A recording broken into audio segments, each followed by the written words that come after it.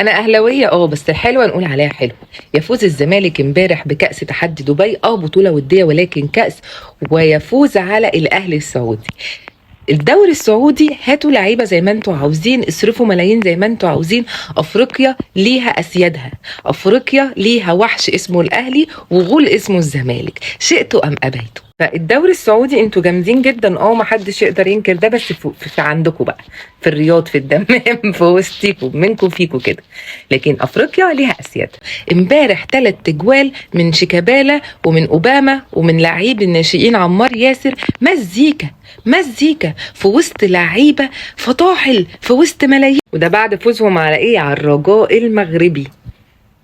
واخدين بالكم؟ فشيكابالا 38 سنه وبتلعب كده، ما شاء الله عليك. الذهب الاسود، الذهب ما يصديش يا ابني، الذهب ما بيصديش. فخوره باي نادي مصري يحقق انجاز، فخوره بالزمالك واللي عمله امبارح. وده يقول لك ان كان في لعيبه كتير تستحق تروح المنتخب، وان الظلم كان نتيجه اللي حصل لنا امبارح. مبروك للزمالك ومبروك للمصريين. رسين.